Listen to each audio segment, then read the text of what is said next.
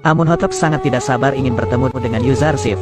Ketika mereka bertemu, Amunhotep kembali mengingat waktu kecil, saat pertama kali ia bertemu dengan Yuzarsif. Yuzarsif pun diajak duduk berdampingan dengan Amunhotep di singgasananya. Sebelum duduk, Yuzarsif kembali mengingat perkataan Nabi Yakub, bahwa kelak ia akan menjadi orang berkedudukan yang mulia. Setelah itu Amunhotep kembali menanyakan, bagaimana Yuzarsif bisa menakwilkan mimpinya, yang padahal, para ahli mimpi kuil tidak bisa sama sekali menakwilkan mimpinya itu. Yuzarsif mengatakan, jika takwil mimpi itu bukanlah dia yang menakwilkannya, namun Allah lah yang mengajarinya ilmu itu kepada Yuzarsif.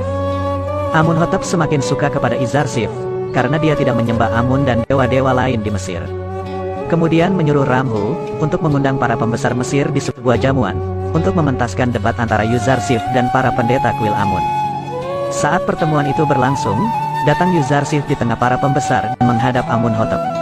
Anikmahu sempat menyindir Yuzarsif, karena sudah lama dia tinggal di Mesir, tapi kenapa tidak memberikan taksim sama sekali kepada Amunhotep. Yuzarsif pun mengatakan, jika sebenarnya dialah yang terbiasa taksim dengan para dewa yang seharusnya tidak pantas untuk diberikan taksim. Yuzarsif mengatakan, bahwa dia hanya tunduk di hadapan satu sesembahan saja. Tapi menurut Anikmahu, perkataan itu adalah sebuah penghinaan kepada Amunhotep dan para dewa Mesir yang lain. Amunhotep malah menanggapinya dan berkata, jika Yuzarsif membiasakan taksim kepada pembesar, pasti dia sudah tunduk di hadapan para wanita bangsawan yang menggodanya. Semua orang pun tertawa mendengar perkataan Amunhotep tersebut. Pada akhirnya Amunhotep membuka acara itu dengan mengatakan, bahwa tujuan dari acara itu, adalah Amunhotep ingin tahu arti mimpinya, dan berharap para ahli mimpi Mesir sudah menakwilkan semua mimpinya. Amunhotep kemudian mempersilahkannya. Para ahli mimpi Mesir mulai melakukan ritualnya di depan orang-orang, untuk mengetahui arti mimpi dari Amunhotep.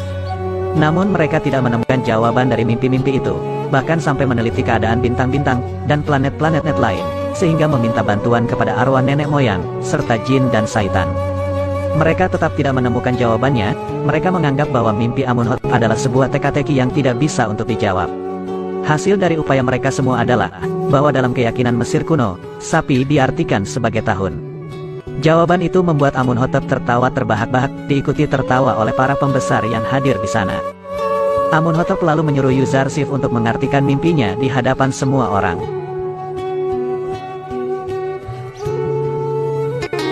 Sebelum Yuzarsif akan menakwilkan mimpi Amunhotep, Yuzarsif mengatakan bahwa dia bukanlah mengartikan mimpinya, melainkan akan menakwilkan mimpi itu.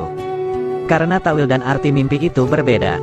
Jika arti mimpi hanya berdasarkan dugaan si ahli mimpi, dan belum tentu terjadi, maka takwil mimpi adalah berakar pada hakikat makhluk di mimpi, dan takwil mimpi dari Yuzarsif pasti akan terjadi, dan mustahil tidak akan terjadi. Yuzarsif sangat meyakini mimpi Amunhotep ini karena bersumber pada Tuhannya, Allah. Dan dialah yang mengajarnya takwil mimpi itu. Anikmahu langsung mengatakan bahwa perkataan Yuzarsif itu hanya klaim belaka, dan masih harus buktikan. Yuzarsif langsung menjelaskan takwil mimpinya itu di depan para pendeta, bahwa dua mimpi Amunhotep saling berhubungan. Semua orang pun memberikan tepuk tangan kepada Yuzarsif, yang menakwilkan mimpi itu. Salah satu ahli mimpi kuil juga sangat menyetujui itu, dan menganggap bahwa Yuzarsif patut untuk dipuji.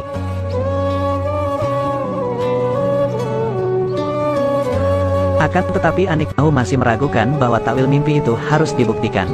Dan dia juga menganggap bahwa negeri Mesir tidak akan mungkin mengalami kekeringan, karena mempunyai sungai Nil yang besar.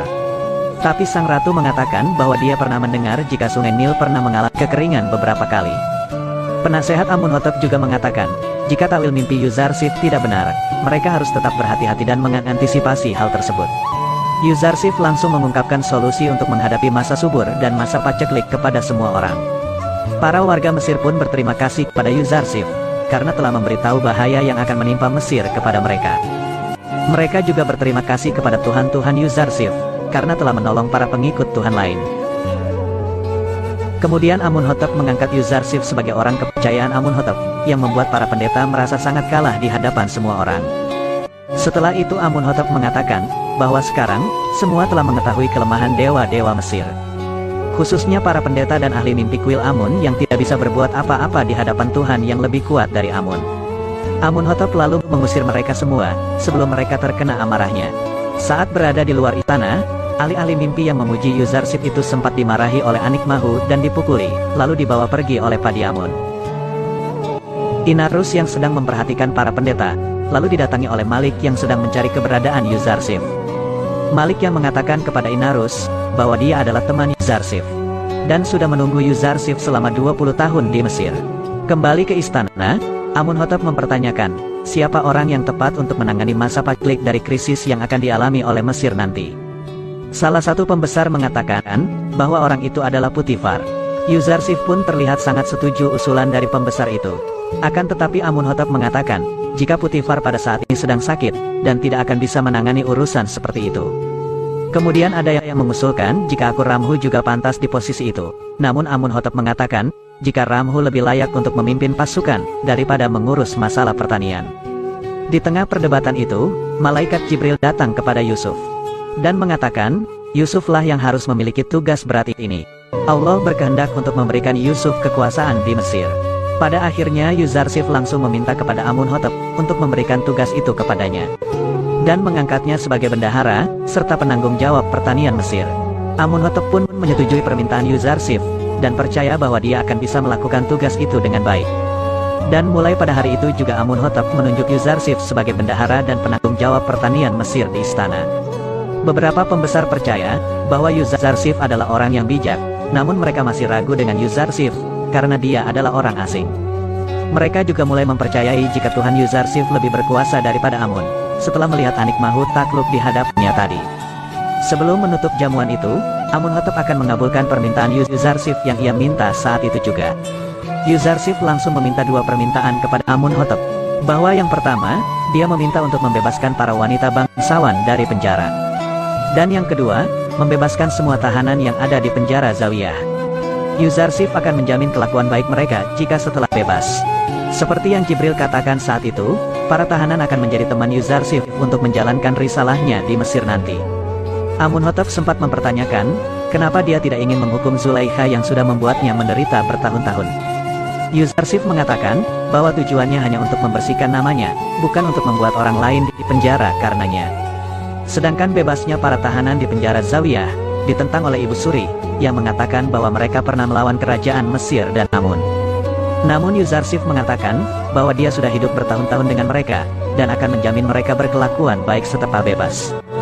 Lalu Amunhotep menyuruh agar segera membebaskan mereka, karena sekarang Yuzarsif sudah berwenang mengeluarkan perintah di Mesir.